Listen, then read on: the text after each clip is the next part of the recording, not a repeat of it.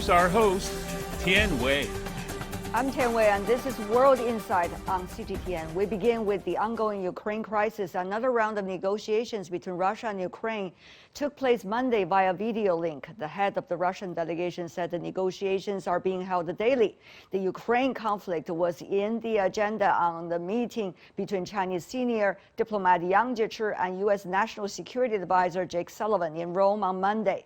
Yang elaborated on China's position, calling on the international community to support the Russia-Ukraine peace talks to achieve substantive results as soon as possible. Meanwhile, NATO defense ministers will meet on Wednesday to discuss Ukraine.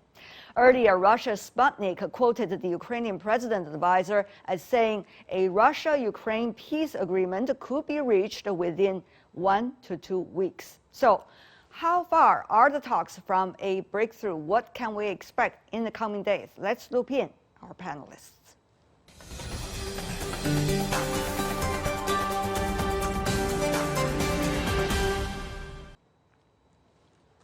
On the latest negotiations between Russia and Ukraine, joining us in Wyoming, Robert Ross, an associate of Harvard University John King Fairbanks Center for Chinese Studies.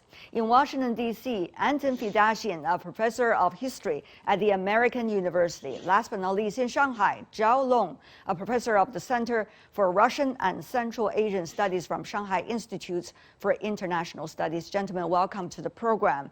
Mr. Ross, I usually talk to you about China-U.S. relations.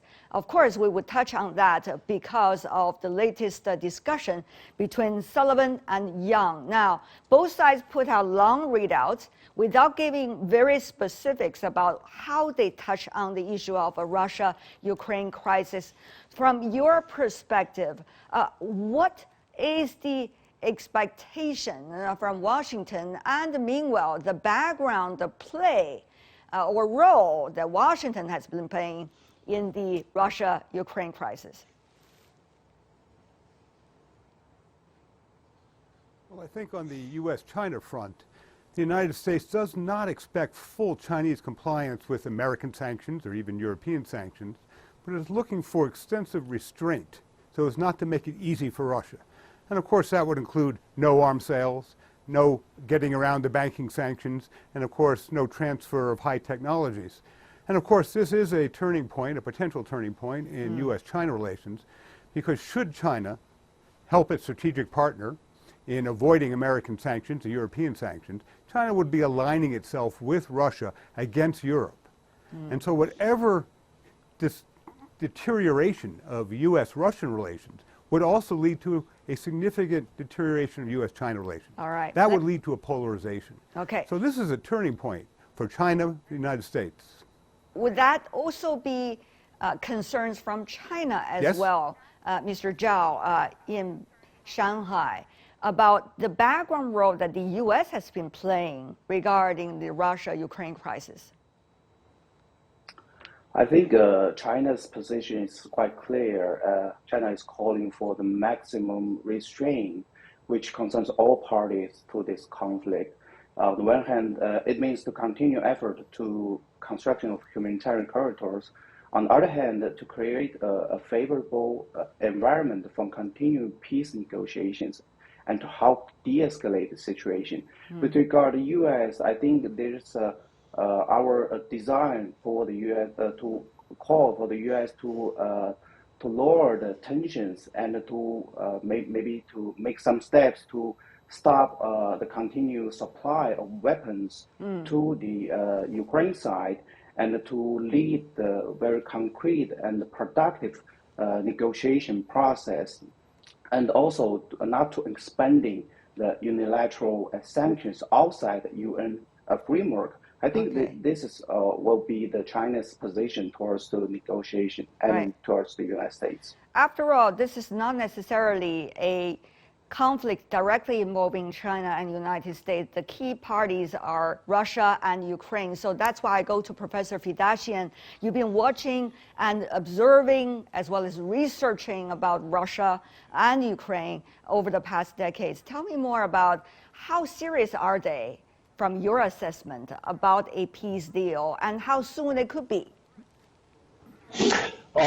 it's difficult to say, Wei, about the seriousness. The Ukrainians are actually speaking in terms of weeks and even months in some cases. Zelensky's former spokeswoman was actually on your channel a little bit earlier today, speaking of a potential deal maybe in May. So it looks like both sides have dug in, and despite the catastrophe that the conflict is visiting on the people of Ukraine, I don't really see either side really moving towards a quick solution. Now, having said that, I think it's important for everyone to remember that what we as outsiders see and hear publicly about the talks is really only the tip of the iceberg. The bulk of diplomatic negotiations always happen behind closed doors. Most of them are secret, as they should be, because there are always questions that are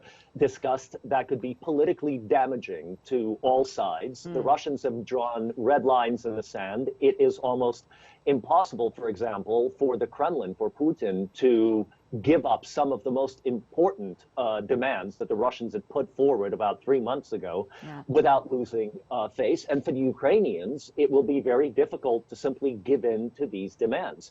I imagine that one of the things that may be discussed right now behind closed doors are a form of reparations, of payment by the Russians for the recognition of Crimea, for the potential recognition by the Ukrainian side of the independence of the Donetsk and Lugansk People's Republics.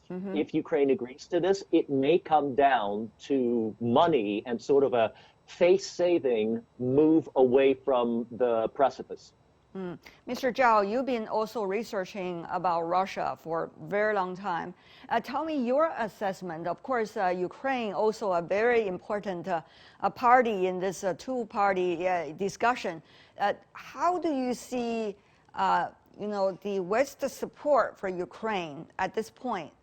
I'm not talking about humanitarian issues because everybody is talking about humanitarian issues, but rather the West support militarily to Ukraine. How much will they hold on?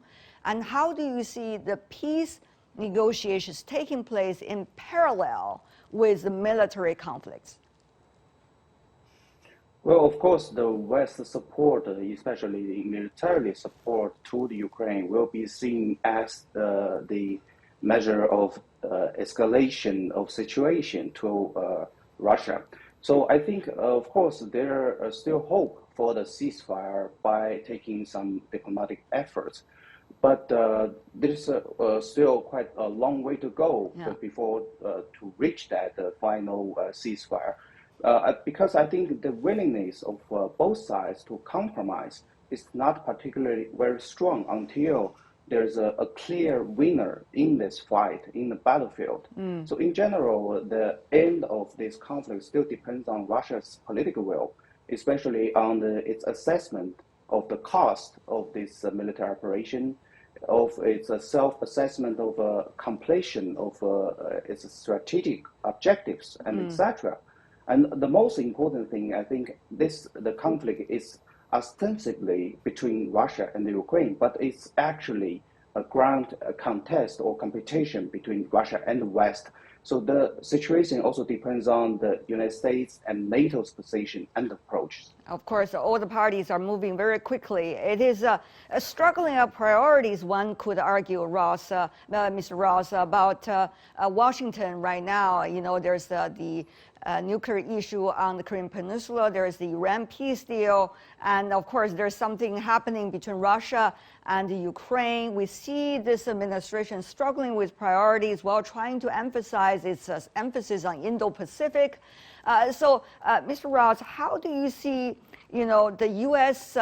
functioning of a player right now, and particularly, its danger of portraying China the way that they portrayed Russia for decades, and which leaves possibly very little maneuvering place for the decision makers in the future regarding China policy?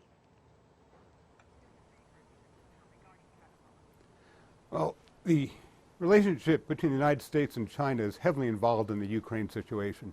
Now, Professor Zhao has done much work on Russia, and he understands it well. but his concern for fairness or American arms sales, we understand that if America didn't send arms to the Ukraine, the Russians would walk all over Ukraine, and maybe that's what China wants, maybe would like to see a Russian victory. But in the issue I'm of not fairness sure whether and that protection assumption is of very Ukraine's accurate, sovereignty, sir. I think American... We are saying here I think mainly it's not very- about actually, assumptions, you're but talking about rather a great about power, discussions Russia, based on in- facts. I hope you don't use assumptions as evidence to back your argument. Yes, the facts are is the Russian army is outside Kyiv, and without arms helping Ukraine, they'd already be in Kyiv. I think you can agree with that. So I would think if you wanted to see Ukraine's sovereignty upheld, you might want to support the United States in doing what it's doing.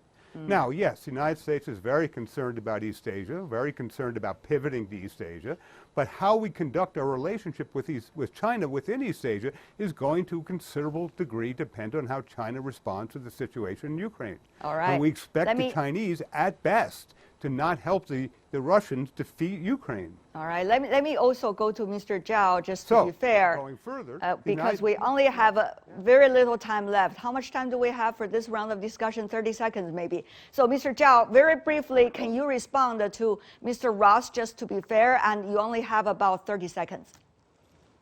Well, I think China is obviously not helping Russia to win the war or to win this military conflict. China's attitude to playing a mediating role remains open, but it depends on some factors. It will be unproductive approach to China when, on the one hand, asking China to do something to mediate, while increasing the sanctions, even threatening to sanction on Chinese companies that cooperate with Russia. I think it will be unfair for China to make such some positive approach or effort in this crisis. Okay, can we still have 30 seconds more? Because Mr. Fidashian also need to have an opportunity. Can we do that? 30 seconds. Okay, Mr. Fidashian, please. 30 seconds. I think the Russian position has been to hope that the Chinese will support the Russian economy. I haven't heard or read about anyone in their right mind expecting the Chinese to come in on the military side of this conflict, but really to stay out. But whether this will actually work in what has become a war of economic attrition between Russia and the West is an open-ended question. All right, we are wrapping up today's discussion. I want to thank the three of you for expressing your opinions. Limited time for a very important discussion that will continue in the next few episodes of program in the future. Appreciate it. Robert Ross, Anton Fidashian, Zhao Long. Thank you, gentlemen.